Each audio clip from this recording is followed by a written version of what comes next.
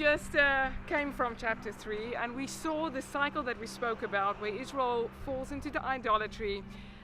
They call unto God, God sends a judge.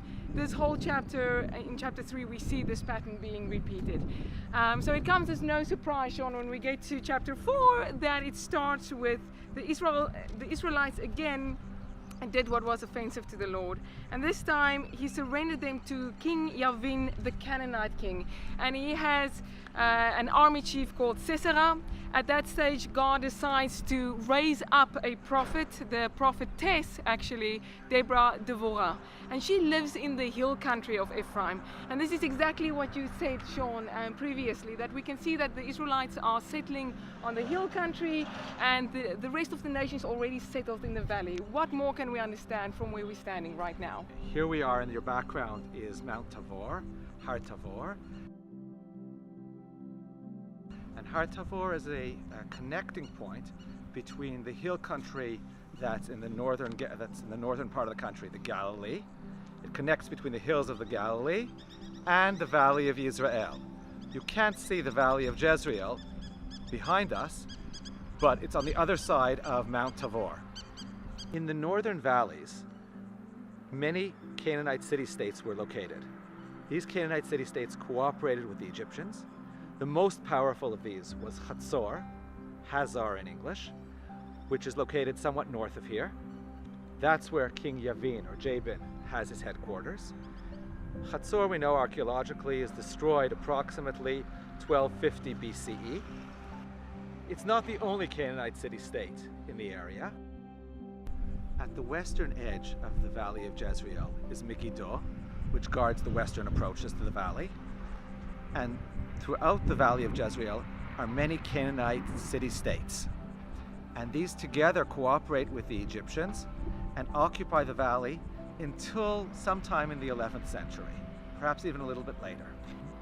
Sean, you just implied that the battle is going to happen in the valley. So why is Deborah telling Barak to come to Mount Tabor and start from there? Okay, that's a very important question, and it's central to the geography of the chapter. As we see, we just heard, chariots are useful in the valley, but foot soldiers can climb mountains. Furthermore, if Barak climbs the mountain masks his approach to the valley. It's not like he's marching into the valley and Sisera can charge at him with all his chariots. As long as he's on the mountain, he's protected, he's hidden. It's not easy to see him from the valley. And so the mountain hides him from the valley. Equally importantly, look at back of us at Har Tabor. Look at Mount Tabor right over there. You see that here we are on the eastern side, the northeastern side of Mount Tabor, of Har Tabor. The approach from the northeastern side is relatively slow. It's not steep, and it's relatively easy to climb up the mountain from this side. So the men of Naphtali and Zvulun who climb up from this side have a relatively easy climb.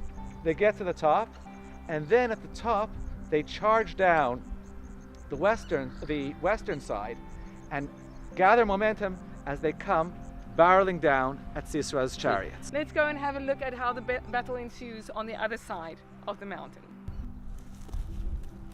John, we just came from the northeastern side and we're standing on the western side of Mount Tabor now. What happens next? Okay, we're on the western side of Har Tabor, of Mount Tabor.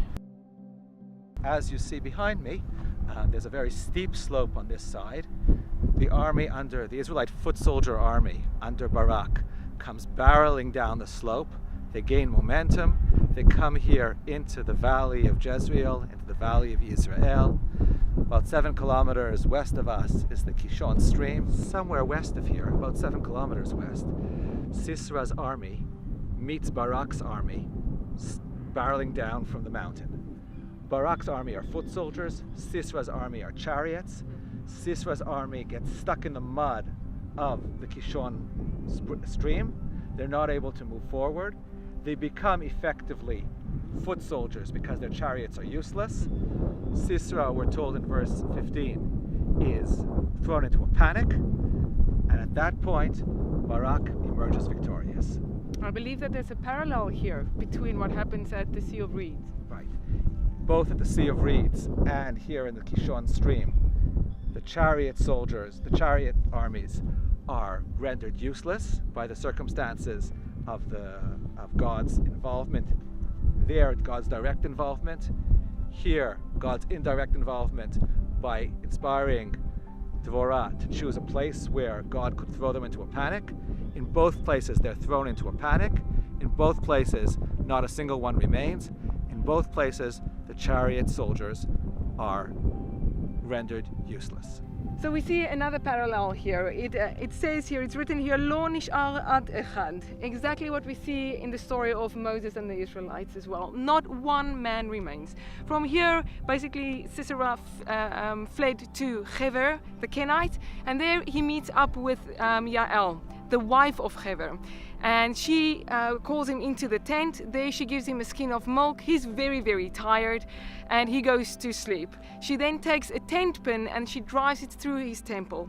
At that point, Barak comes and he sees the whole situation. And then we see the song of Deborah in the next chapter. And we'll discuss the next chapter on how they describe what happened in the battle.